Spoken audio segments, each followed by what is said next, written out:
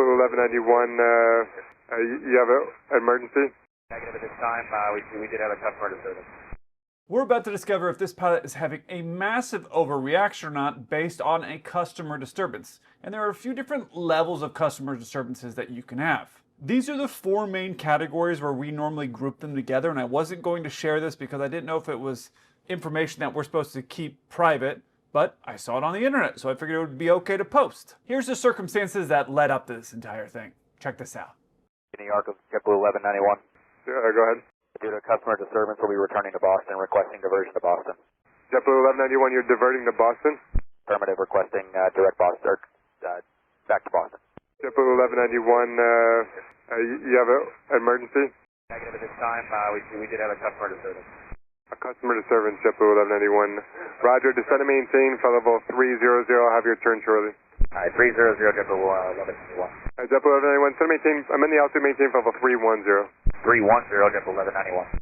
There's a few things to keep important with the context of everything that's going on here. First is where they're at in the world.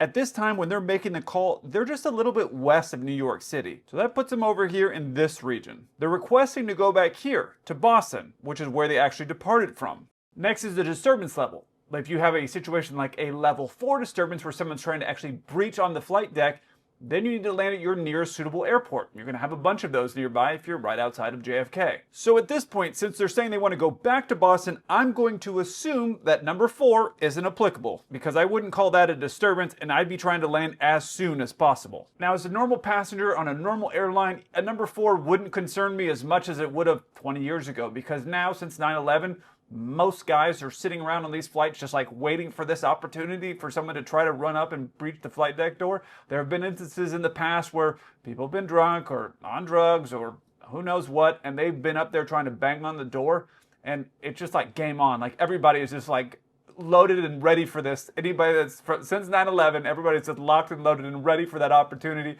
to have someone do that, and they can just unleash the beast and go and get them. So if as a passenger, if something you're worried about something trying to do this, one, the doors are bulletproof. It'd be very hard to break down. And two, if someone started banging on those doors repeatedly, it'd be loud and people would run up and grab them and tackle them. So I wouldn't really worry about that, but I'm assuming from the pilot's perspective that this is going on is in a level 4 situation. So since we've ruled out number 4 from this list, that leaves these 3 of potential risk of customer disturbances that are going on the flight. So it can't be something that dire or they wouldn't be flying back to Boston. And before we find out what actually caused these pilots to divert, when it comes to international travel, staying connected shouldn't be complicated. That's why I partnered with Olafly to share in their new Olafly subscription plan, which is what I use so I can stay online as I move through multiple different countries around the world. With Olafly, you install one eSIM and you're covered in 160 different destinations. No roaming fees, no swapping your SIM card. It's really simple. Just fast, reliable internet everywhere you go. Now there's 2 plan options. I'm on the unlimited plan because a lot of times I'm not in the hotel when I'm international, so I'm on a plane or wherever I'm out moving around.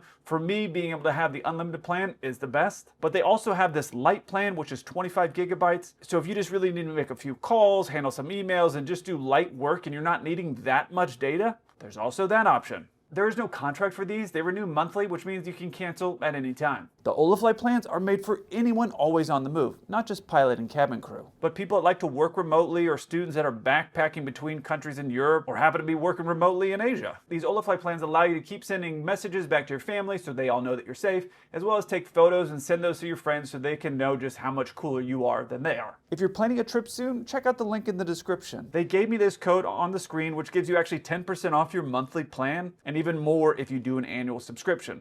JetBlue 1191, cleared direct to JFK. Enjoying the Robux 3 arrival to Boston.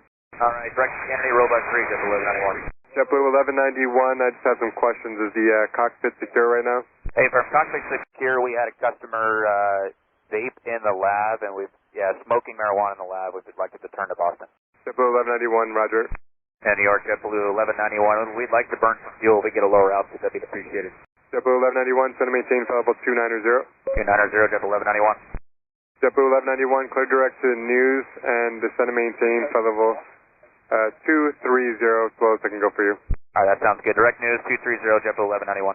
Now, you heard air traffic control asking if the flight deck was secure. That's obviously the #1 priority, especially since 9/11, but even before. But that flight deck secure, obviously that is their #1 priority. Is the plane safe? Is there a bad guy that's made it onto the flight deck? So that's their #1 priority, and you heard them asking that right here.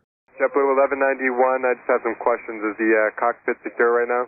And since we already had established that we knew it wasn't a level 4 situation because of the way the guy was talking and the decision that he was making, then they're leading with this fuel situation. Planes, when they're flying higher, are more fuel efficient. They're on a several-hour flight, so they're wanting to get lower to the ground. Unfortunately, let's say if you're at 29 or 30,000 feet, getting down to 24,000 feet, it's not a massive difference. I've had situations where my plane's going to land overweight, and I'm like, man, I try to get down a few thousand feet to try to burn off gas, but it's just not that great. And it's just because sometimes with my plane on our payloads that we're taking and overall planning, it's sometimes a little bit tight. This obviously is a diversion, so it's a different situation. But sometimes getting a couple thousand feet doesn't make a huge difference. But as you get lower to the ground, below 10,000, let's say, you start burning up a lot of gas on these engines. So that's why he's asking for this here. And New York JetBlue 1191, we'd like to burn some fuel to get a lower altitude. That'd be appreciated. The other thing to keep in mind is that JetBlue operates the Airbus 220 and a 320 variant, which means they don't have the ability to actually dump fuel for an overweight landing. And a flight attendant friend of mine who flies for JetBlue actually told me when I was talking to her about something else that they're having a lot of issues with people who are actually smashing their head into the 220 variant. So shout out to Turtle. And so for any of you that are flying on JetBlue on the 220, be careful about standing up and smashing your head into them. She says it's happening a lot, enough to text me about it actually. So this is something to keep in mind when you're on there, and then you can just thank her. Just find that flight attendant named Turtle, and you can thank her for this warning.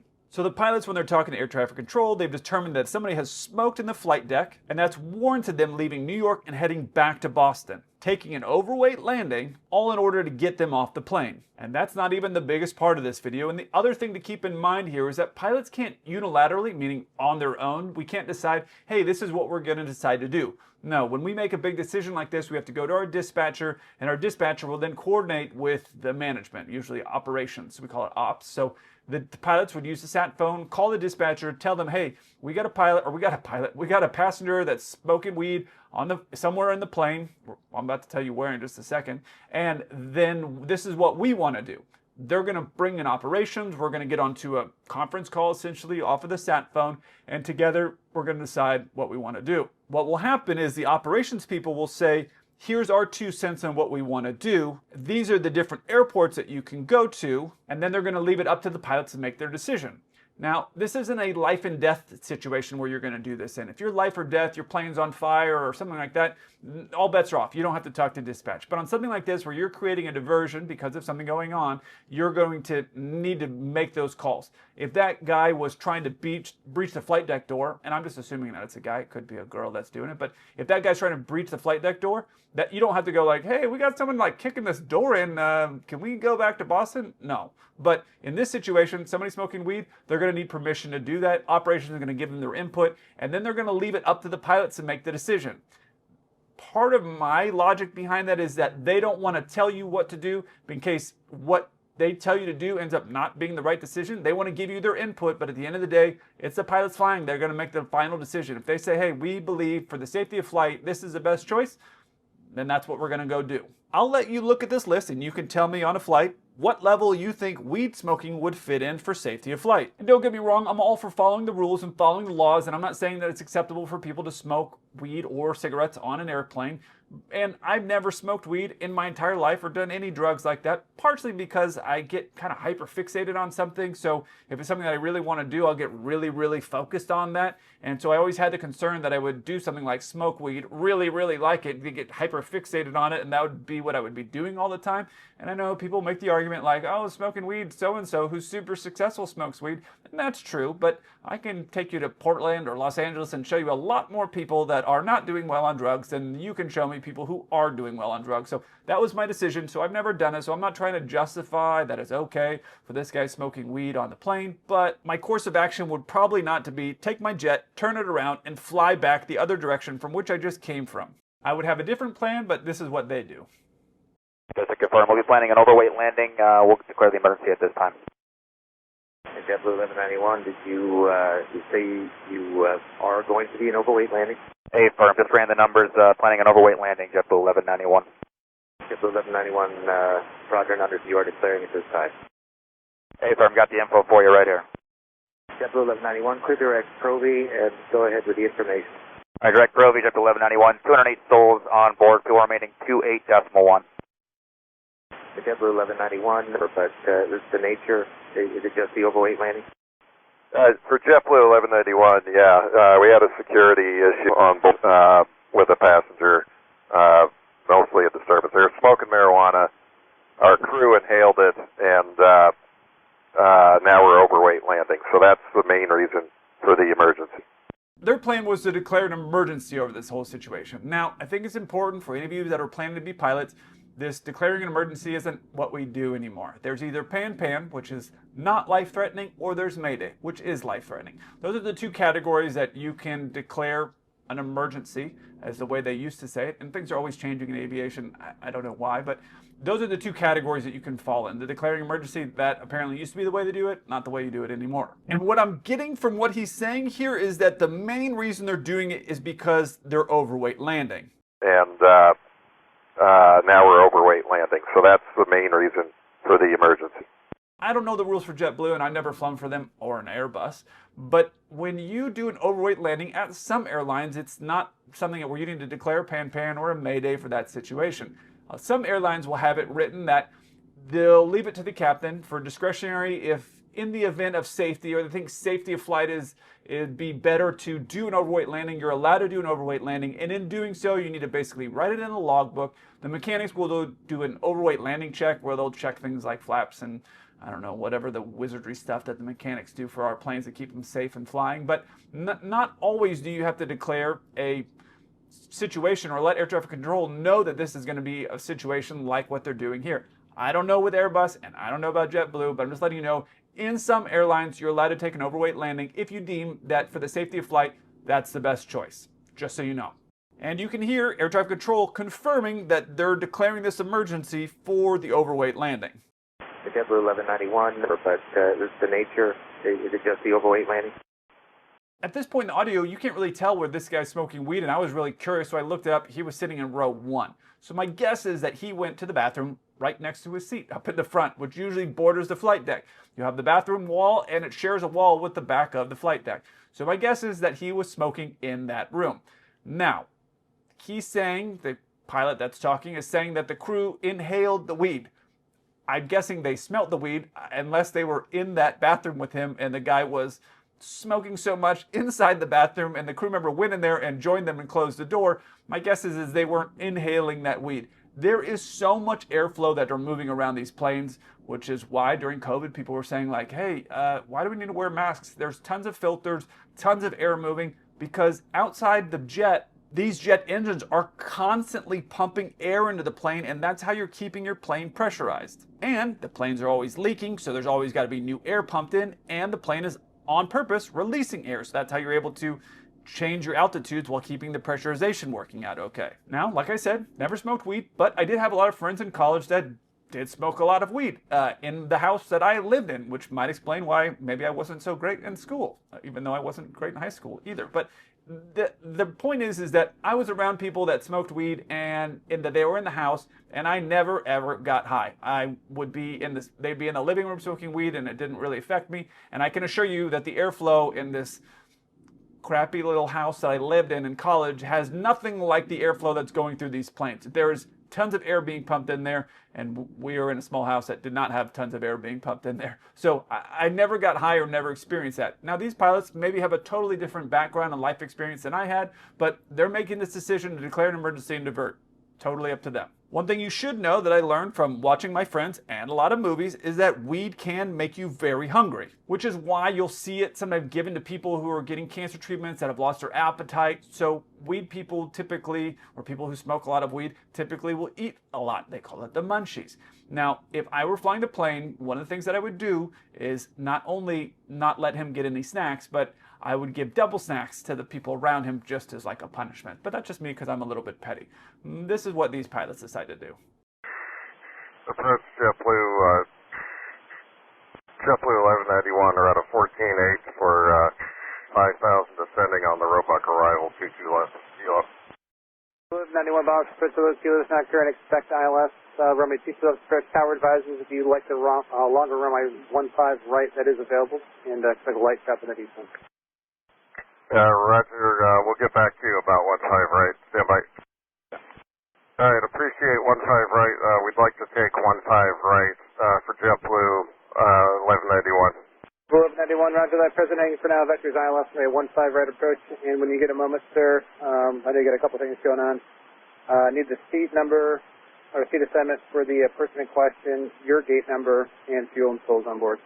What you're hearing when he's talking like that is what it sounds like when we put on our oxygen masks. Now, you've seen a bunch of different kinds. I don't know what these guys have over at JetBlue, but they're clunky, they're inhibitive. In my personal opinion, we used to have to wear them anytime someone left the flight deck and we were up in the air. But you better believe anytime that I thought there was smoke on the flight deck of any kind or there was a depressurization, I would absolutely put that thing on because one, it's hard to fly when you're unconscious or dead, and two, it's not worth the risk of saying like, oh, I can go handle this smoke. There have been pilots that there's been smoke on the flight deck, they didn't like their mask and they didn't wear it, and there have been problems about it. So absolutely, I would wear that over not wearing that if the situation deemed it. This pilot apparently thinks that someone smoking in the bathroom behind them, despite all the airflow that's running through the plane, is going to cause them to get marijuana in their system, and that is going to cause them, I guess, to be too high to fly the plane, or possibly that they're worried about failing their next drug check. Both are possible. So essentially what's happened is these two pilots together, along with the operations, have decided that someone smoking weed in the bathroom warranted leaving JFK airspace, flying back to Boston, declaring an emergency, doing an overweight landing, and inconveniencing all the other passengers by flying north when everybody wanted to fly south. This happened in November. These people in Boston were flying down to Florida, so instead of flying south and continuing to fly south to an airport that they have a lot of gate agents and all the normal things that you would want, you know, let's say Charlotte, North Carolina, or Dulles, or Charleston, South Carolina, all places that they fly all the time where they're going to have gate agents and all the different things that they would need in order to be able to function, which is important. I've diverted to places or wanted to divert to places when my airline said, no, we don't have people over there, or we don't have the things to service the 747 over there, so we want you to go to this place. And I didn't really want to go to that place, but my airline said, go to that place, and so we went to that place because if you don't have the things to service the 747, going to the other place is just not going to work. So at the end of the day, you got to make that decision. So, but they could have hit some other stations that were along the East Coast there because JetBlue is very strong on their East Coast coverage. They could have easily continued flying south and hit one of those sections right there where they'd have the gate agents and the police waiting for this guy, but instead they decided to fly back north, the opposite direction of the direction everybody was trying to go. Now, safety of flight is always the #1 concern, and obviously this guy broke the law, 100%, no questions about it, but it doesn't sound like there was any type of a verbal dispute or verbal disruptive behavior going on. There was obviously no physical abuse. There was no threats to crew or other passengers from what he's saying, and no one was trying to kick down the flight deck door. Now, if it were me personally, what I would have done is had one of the flight attendants confiscate the, I don't know, vape or weed or whatever it was, take that, put it into the back of the plane, secure it somewhere away from this person, tell them if they are not allowed to get up at all or go to the bathroom in any circumstance, and that's how I would handle that situation. It's a couple-hour flight. You're not allowed to leave your seat, sir, so don't get up out of here for any circumstance. It's a couple hours, you're just going to have to hold it. That's how I'd handle that situation. I would continue the flight to where I was going. I would let the people know in operations so that the police were there waiting. When we'd land, I would pull into the gate. I would make an announcement for everybody to stay and remain in their seats. The police would come onto the plane immediately, grab that guy. I would have the flight attendant from the back bring whatever the marijuana vape pen thing is up to the police, and then everybody would be able to get off the plane and go about their day. But I wasn't flying that plane. Now, I don't like to question people's decisions, like turning around and flying north when everybody's going south for possibly having a small amount of marijuana on somebody. And we all know that I've made bad decisions, like getting up after a few hours of sleep and running down without even looking in the mirror of what I look like in order to get free breakfast, which sometimes isn't even that great. So I'm not going to question their judgment. I'm going to leave that to the people of the internet. I look forward to hearing from you. Until then, keep the blue side up.